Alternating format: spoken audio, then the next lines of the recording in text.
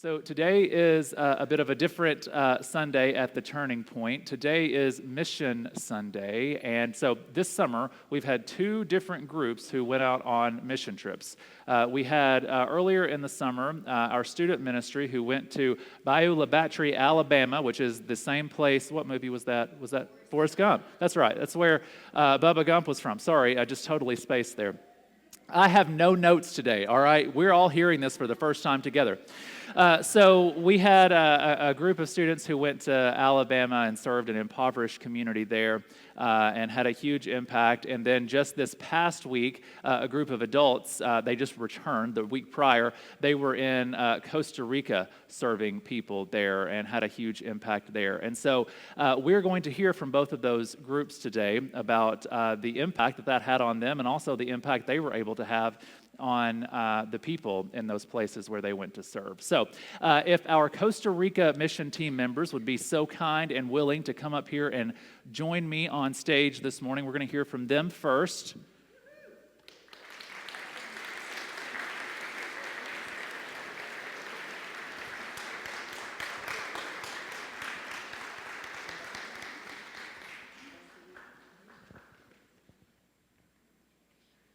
First of all, guys, let me just say on behalf of the church, thank you for the sacrifice that you made to go.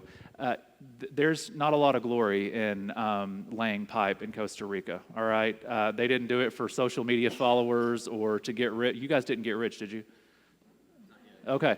Because in that case, I'll be back. I'll see you guys later. I'm going to Costa Rica. No, but seriously, thank you guys just for your willingness to serve and to be the hands and feet of Christ and the impact that you made there. And so on behalf of our entire church, thank you for serving. All right, so I'm going to hand the mic over to Paul first, the fearless leader of organizing our mission trip. And Paul, if you don't mind, just share with us a little bit about your experience there and what happened, and anybody else who wants to jump in, please share your experience with us.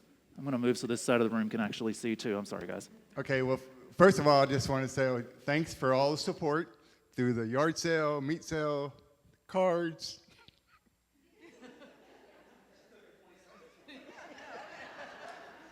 Could be a while.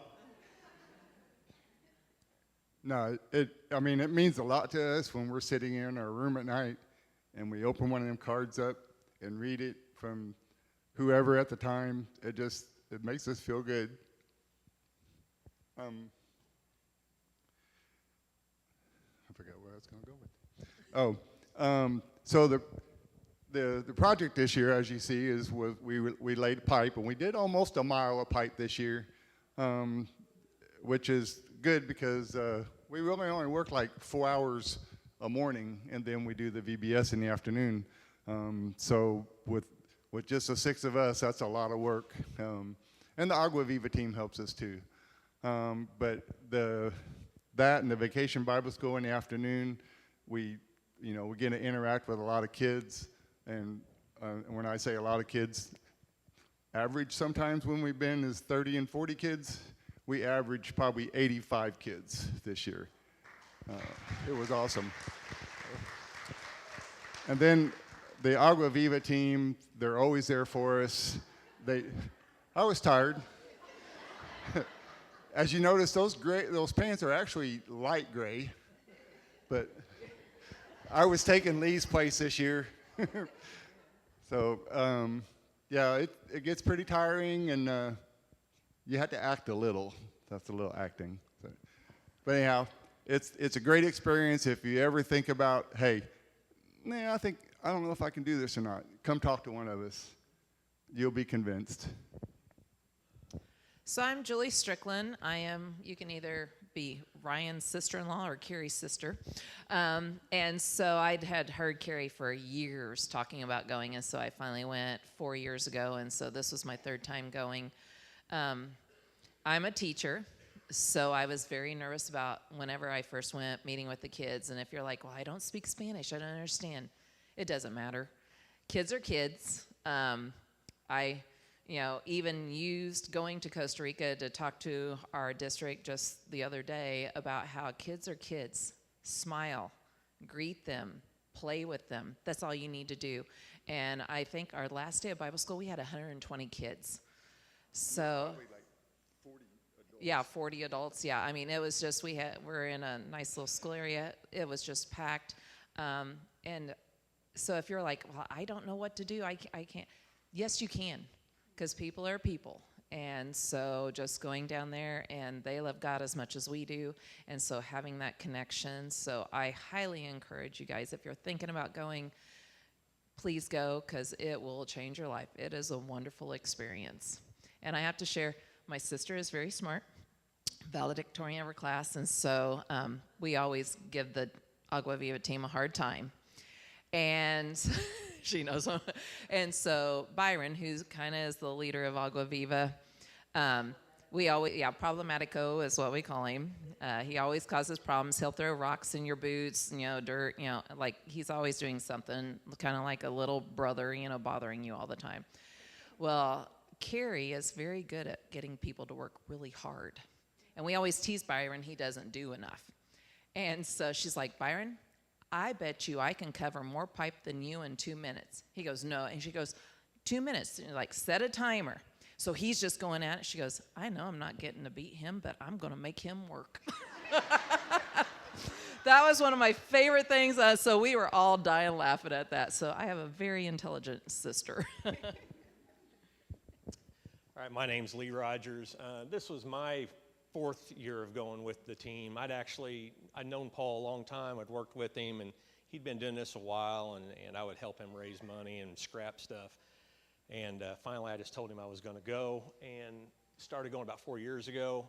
That's be the one thing I would encourage people. Don't worry about your age or your physical capabilities or financial stuff. If you think this is something you want to do, get with one of us, and we'll work with you to make sure that you're comfortable with going.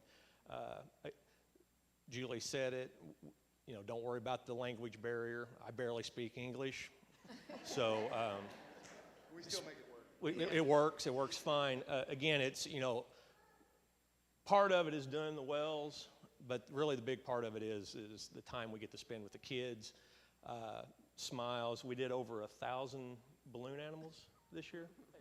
So, just kids love it. A lot of good times. Great team when we're down there. The Agua Viva group, very, very good group. Very outstanding organization. And they do a lot within those communities. So, again, if anybody is, don't worry about your physical capabilities or even the financial part of it. Get with us, and if you think it's something you want to do, we'll figure it out. So I'm Carrie. This was my 6th, 7th time going, a lot of times anyway. But this time, one of the unique things that we got to experience was we actually were working close to where we had drilled a well 2 years ago. And so we actually got to go back and see the community and to see the reaction of the families that came out to greet us, that remembered us being there 2 years ago, and being able to reminisce with them and to see the well in action, see them, like the little girls had to walk a half mile to go get water for them to, and they would come carrying these big jugs back. That was their job, was to go and get the water for the family, and then to see them be able to turn it on right there at their house was just absolutely heartwarming. To be able to actually go back and witness the project completed and in action was really special this year. Good morning. I'm Ryan. So some different things this year too. So a team of veterans this year, which is Julie was the rookie only 3 times, and then you kind of go up from there. But it's different. I mean, I love having new people go. It's fun kind of showing them this is what it is and this is what we do. So another plug, as you've heard, Agua Viva has been doing this for 20 years. Our church has been doing it for 8 years. So definitely a lot of experience and tenure, and you'll be well supported if you're considering it. It's always fun when you come up to a job site on the first day and see a backhoe digging the trenches for you. So that was nice to not have to hand dig all the trenches, and it's just refreshing to see that. This year, I think for me, was probably the best Bible school year that I've experienced. We've had years in the past where we have no facility, and they kind of put something together with tarps and poles and things like that and kind of tie everything together, and so we've had years like that. This year the facility was amazing, which was good since we had so many kids and adults that came every day. You maybe saw a picture earlier with a clown in it. So there was a young man there who was lived in the area and just came and helped every day and does that, as a kind of a profession and for fun. And so he showed up on the last day and did a lot of fun games with the kids. And so we had a lot of different experiences like that we hadn't had before. And as Carrie mentioned, just seeing the work we had worked on a couple years prior, that's always very rewarding to see that. The other thing I really enjoy every year is we see the same people every year, the Agua Viva staff as well as the staff where we stay the whole week. We stay at the same place and do breakfast and dinner at the same location every year we've gone, and it's fun to see the ladies at the hotel, and we see them once a year. It's like a little family reunion with your family that lives in Costa Rica, and you only see once a year, but it's kind of fun to see them, and just a great experience. So thanks again for your support. Every single year the church really shows up every year for us, and both in prayer and cards and support and fundraising and things like that too, so greatly appreciate it. So my name's Carrie, and this is my 6th time going, and I'm a teacher as well, so my favorite part, of course, is always the Bible school, and you just don't ever know how it's going to work out. We had, in years past, 50 kids. We had over 100 kids this year, but God provides, and, it ran very smoothly, as they said. Also, there was a couple days that it was super rainy in the morning, and we get in the trucks to go to the work site, which is about 30 minutes away, and it's pouring down rain. We don't think we're going to get to work at all. And by the time we get to the site, it's totally stopped raining, totally dry. We get to work. There was a day at Bible school, our first day. There was not a covered shelter that we were doing Bible school in, and then the school let us move into part of their facility, and it was covered because one of the days it poured down rain during Bible school, and we were able to continue Bible school. We didn't ever have to stop what we were doing. We didn't have to stop at the job site. Well, maybe 5 minutes, 10 minutes at the where Agua Viva, there was just shrubbery growing off the side of the road, and what they do is they get over in the side, and they said, you saw one of the pictures where I was in the corner taking a picture like this. They get over in the ditch and just kind of sit there with the plants over the top of their head when it rains. So we did that one day. But yeah, just like they said, it's like going back and seeing your family, because the more you go, the closer you get with them, and they just become your family. And then every time we went and ate lunch, we went to the president, what they call him is the president of the water department. We went to his house, and he has this little covered porch area in the backyard where we ate lunch every day. They had Lynette, one of the people that works there for Agua Viva, her mother-in-law comes and cooks us lunch every day. And so we were back there, and when we were back there on our last day, the president of the water department gave us each a plaque that says, San Jose El Amparo recognizes and appreciates you. So we thought that was really cool. That was the first time they had ever done that for us. So what you guys may not be able to see from your vantage point is that almost all of these guys, when they start talking, they immediately start tearing up. And I don't want to put you guys on the spot, but I am. So, and any of you or all of you can answer this, but tell me, just in a word or a sentence, tell me about how this has impacted you, not just as someone who goes and does the work, but as a follower of Christ, right? That's why we do these things, because we want to share the hope and the light of Christ. Give me a word or a sentence about why this impacts you in the way that it does. No pressure for anyone. Who'd like to go first? So, yeah, take your word. Byron, who heads Agua Viva, he actually asked us, he's like, I'm putting together some interviews of volunteers. Can I interview you to put on Facebook? And the question he asked me, he goes, in one word, what is your experience here? And first of all, I was like, only one word. Of course, Carrie starts laughing, because obviously I do a lot of talking.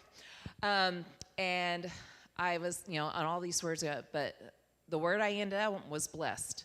I'm like, we have been so blessed to have so much support, not just from you guys, but from the team down there. But yeah, so if I cry, Carrie cries, so I can't cry. But yeah, I mean, like Carrie Wall was talking about, it was raining, and then there was like a truck in front of us that was slowing us down. I said, Carrie, it's God's plan. He's slowing us down so the rain will stop by the time we get there. And sure enough, the rain has stopped. But it's just such a blessing to be able to go down and serve. And again, I highly encourage you. We will help you get there. But it is just, I know that's a lot more than one word or one sentence. But here's Paul. Okay, since she took my word, I'm going to change mine to changed internally. That's all it takes. I'm wondering what happens if I cry. Can you people keep it together for two? What is going on here? For me, it's fulfilling doing other mission trips. A lot of times, we were talking about this, what she was saying with Byron was, I go on mission trips that, local natural disasters and stuff like that, and you never really leave because it's such a bad situation. Where when we leave this with all these kids, and it's so fulfilling to see what's going on and the completion of the other wells. So it's the fullness of the whole situation is what really comes into play. So my word was grateful. Not only I'm grateful for the opportunity to be able to go and serve and to experience such a wonderful culture and such love from the community, but then also to see how grateful they are and just how happy and content and filled with God's love. And it really inspires me to see their faith and their lives and just how content and happy they are, even though they don't have anywhere close to what we have as far as blessings go. And so it really makes me be much more mindful of being grateful, being thankful, and really not taking for granted what blessings we have.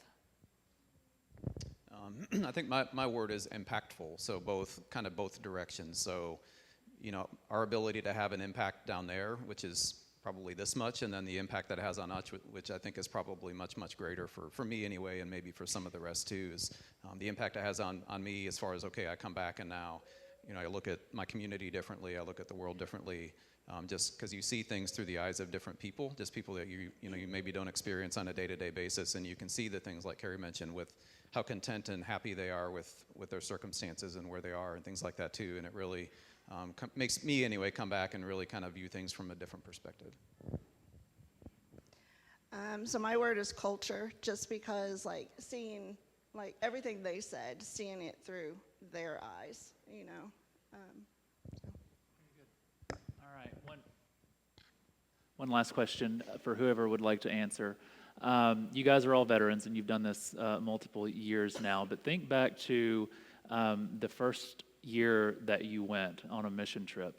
I'm curious if there was anything, for anyone here who might be considering this, if there was anything that was surprising to you the first time that you went, or something that you didn't expect that now after serving for years and years that you've grown to love that maybe you didn't think that you would. And not everybody has to answer this if you don't have an answer, but I'm curious if there are any of you that can speak to that. Anything that was surprising or anything that you've come to love.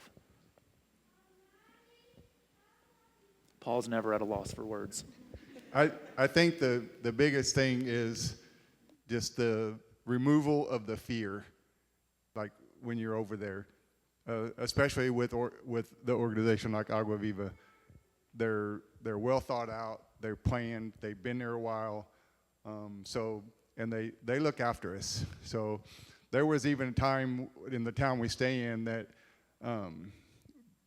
Byron, who's that leader over there, he was kind of like, okay, we when the working day is done and we're back at the hotel, they really didn't want groups or kids or whoever from other places going out and walking around this town.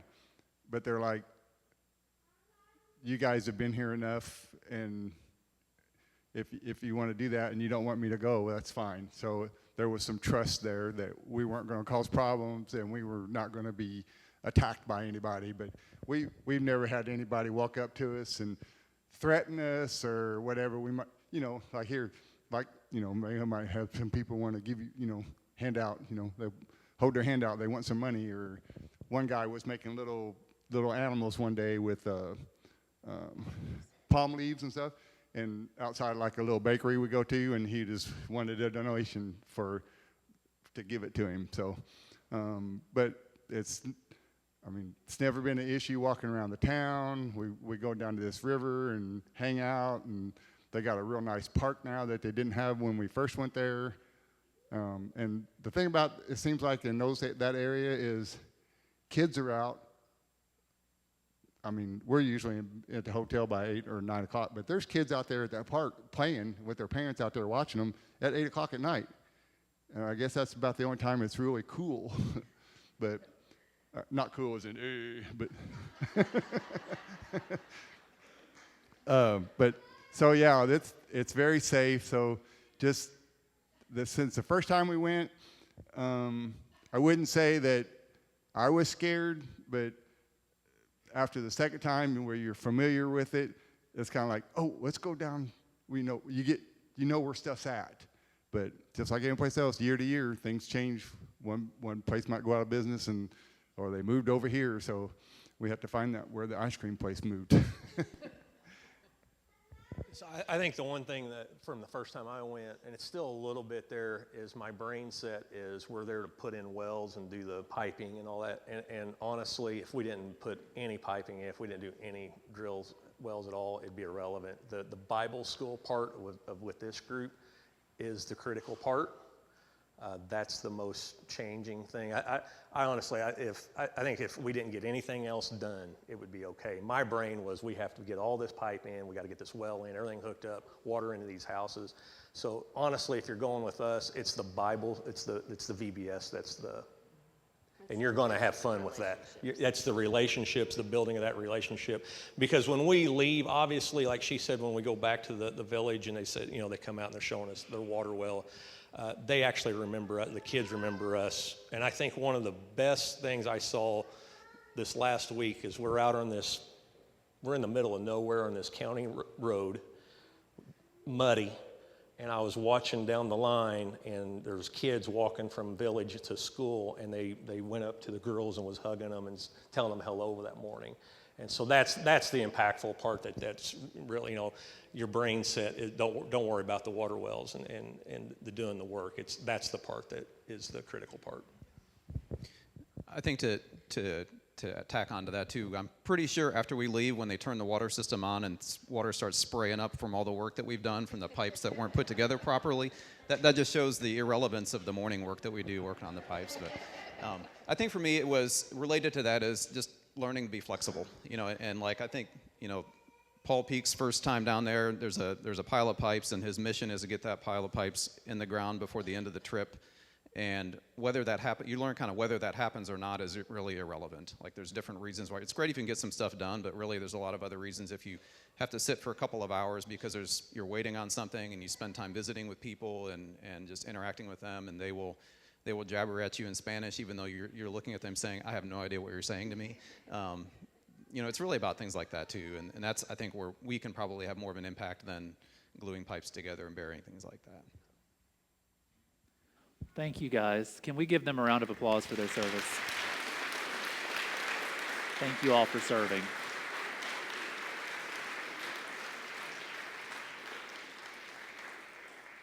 And, what I want to say is don't miss the impact that your prayer and your dollars have on these guys serving. Maybe you weren't in a place this year that you could serve and participate on a mission team, but if you prayed for these guys, if you gave them snacks, if you wrote cards of encouragement, if you donated anything to the yard sale or sold or came and bought anything at the yard sale, then you had not just an impact on these guys, but an eternal impact on people that you're never going to meet thousands of miles away. So thank you for that.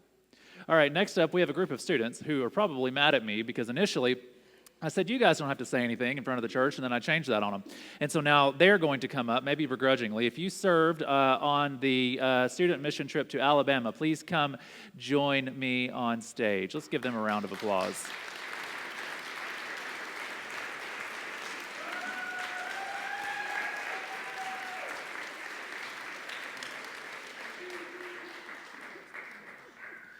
All right, do you guys have your speeches prepared? You're each supposed to take 10 minutes each. You ready? All right, I might get pushed off the stage. All right, Katie, I'll start with you. If you don't mind, oh, hold on, got to change the battery. Stand by. Somebody sing something.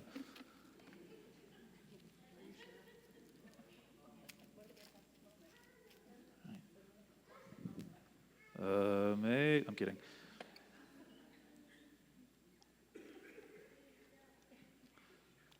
We're real professional here at the Turning Point, aren't we?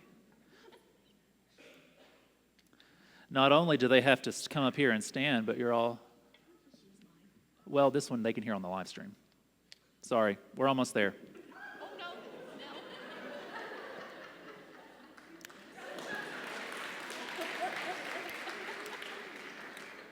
Hey, if you're new here, please come back next week, okay? We'll try again. Okay, all right. If each of you guys would be willing, even if it's just a word or a short sentence, to share your takeaway from this experience. You got to go help a group of people in Alabama, and I know it was an amazing experience. I've heard all the stories, but I'm just curious from your guys' perspective in your own words, a word or a sentence about what it meant to you to be able to serve and to be able to experience the week that you did with these people. Okay, I'm Katie. I'm the youth director here for those that don't know who I am. I guess one word would be proud. I am proud of each student that participated on our mission trip in Alabama. And the way that they took initiative on wanting to do more, not just the tasks that they were on, they would finish it and they would be like, okay, what else can I do? They would always go and ask for more and more. What else can I do to help? And seeing them serve and have an impact on that community was very, very impactful as a leader, because you always go on these trips and you're like, man, I don't know how they're going to do on these trips, and am I leading them to do good work and pushing them to do more? And I really, really enjoyed seeing them serve in that community and really being hands and feet of Jesus. And our leaders that did go with us, they were amazing leaders as well to help encourage our students. I'm Jessica, and I think mine would be from like the relational side of it. For me personally, the friendships and the bonds that I've been able to create with all of these people up here just have meant the world. You know that no matter what happens, like they're going to be here for you. And it's just been really, really nice to have that over the last few years. And just know that if I need something, I can text them, I can call them, I can whatever. But just very entertaining times on the trip. Just a lot of fun moments and memories that just are in your heart forever. I'm Alexis. I'm the official youth wrangler. I keep them in shape. No, it was a great time just seeing how the kids can separate times of fun and work and still have a bit of fun on the work while still getting it done.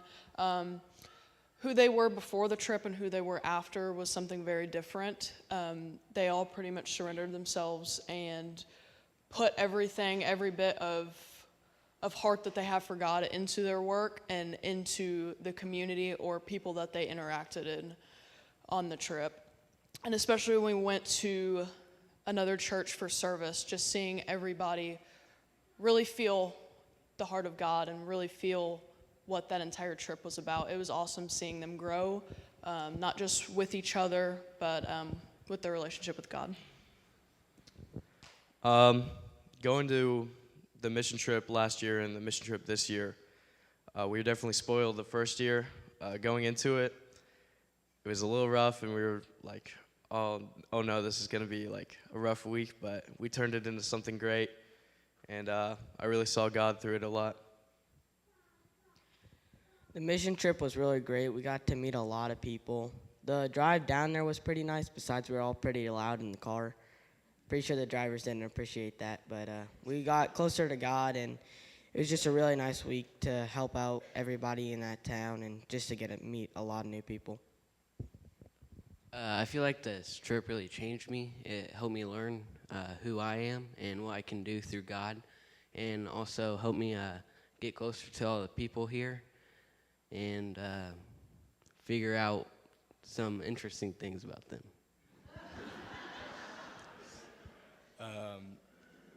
I love the mission trip because this was my first time doing anything like of the sorts, first time doing a big mission trip like this, and I just really loved it, like getting closer to God and everything. Okay, well, I can definitely say this mission trip wasn't what I was expecting it to be. As like people were saying, we definitely did get spoiled last year, and it was really just everything was like set for us. But this year, like we got to do like a different thing every day, and so we got to meet new people, and that had like different lifestyles. So like one could come from one background, and then the next come from a totally different. And then when we got to go to the church and worship with everybody, then we also got to have our own time and worship like by ourselves. And then we got to tell everybody our opinions. And then like Stanton and some of the other like older people shared like their testimonies. So it was really great for us younger kids to hear their testimonies. Hello, I'm Serene. It was very eye-opening. I loved seeing how grateful everybody was, like when we would do like the smallest bit of work. The Wednesday night church service was like very eye-opening to me. I remember like sitting there and I was thinking, wow, like God is really speaking to me through this. And so it just like really was touching to me. And I just love like hanging out with these people that feel like family to me. Hi, I'm Chris, one of the adult leaders. This is my second time going, and all I can say is these kids never cease to amaze me. They're a little kooky, a little crazy, but, when it comes down to it, they love God, and they love to work really, really hard. I mean, they all just come together and do the best they can to be the hands and feet of Jesus.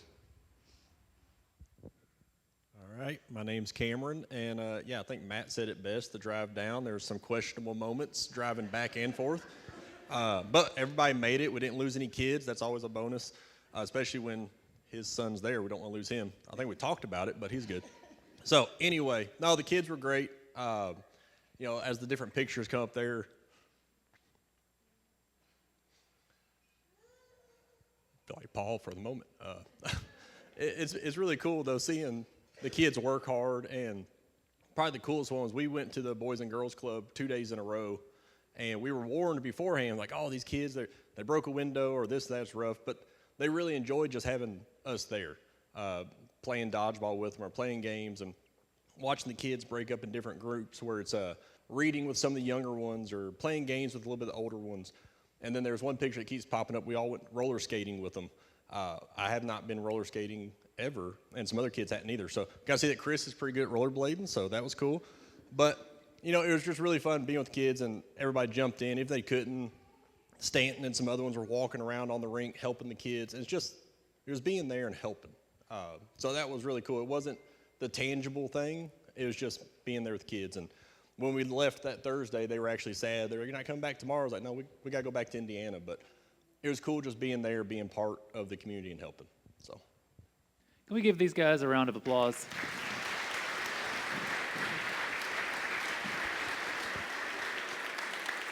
I'm not going to torment you guys by asking you multiple questions. All right, you guys can have a seat. Thank you for serving.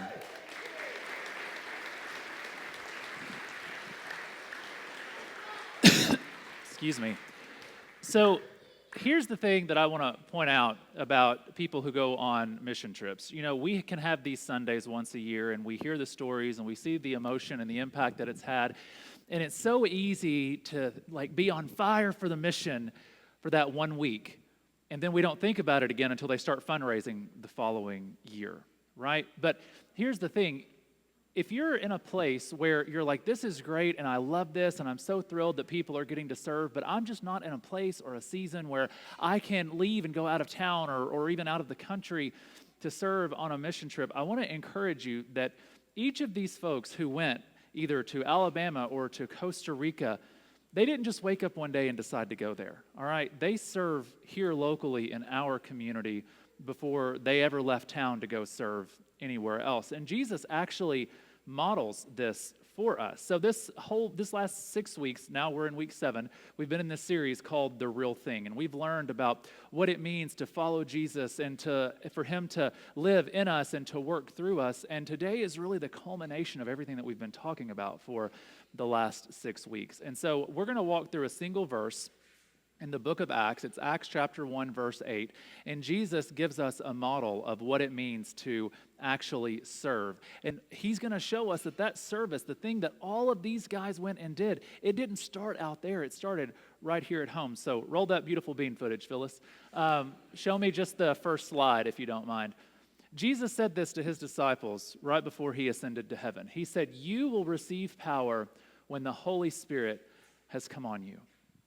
These guys that serve, they didn't do this because of their own willpower. They, of course, had a desire, but it's because of the power of the Holy Spirit living in them and through them. That is what gives them the grace and the ability to go serve, all right? Each of them were touched by something in a moment during this experience, this mission trip, but it's because the Holy Spirit is living within them, because they know that they're having an eternal and significant impact. And when Jesus calls us to serve others, he doesn't tell us that we immediately have to drop everything and go miles away. He actually tells us to start right here. What's the next slide say, Phyllis? He says, "You will be my witnesses." These guys, what they did on these trips, it was more than helping an impoverished community. It was more than just laying pipe for water. They were being a witness to Christ. They were showing other people that something had happened within them, that they have experienced life change, and they were showing others that they have the opportunity for this life change as well. I tend to agree with what was said by our adults. The most important thing that happened on that trip in Costa Rica was not water coming to a village, although that's very important. It was the kids whose lives were changed, and then the families whose lives were changed because those kids went home and told them about Jesus. Show me the next slide, please, Phyllis. Jesus says in Jerusalem, this is the model that he calls us to follow. See, to these guys that he was speaking to, his disciples before he ascended, Jerusalem was home. Notice here, he didn't say, "You're going to be my witnesses starting out thousands of miles from here." He says, "You're going to be a witness here at home." Each of these folks who have gone on mission trips, the students and the adults, they serve here locally too. They serve at United Caring Services. They donate to our food pantry. They serve here at the church. They serve organizations outside of our church because they are committed to showing the hope and the love of Christ to a world that desperately needs it. Next slide, please, Phyllis.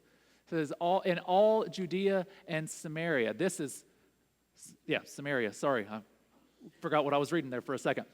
All of these other places outside of Jerusalem. This is like the equivalent of Alabama. He's saying after you serve faithfully in your local community, that's when you expand your reach. You step to the outer cities and you serve people there. You are witnesses to Christ there. And then finally, the next slide, and he says, "and to the ends of the earth." That is Costa Rica. Those are those far off places.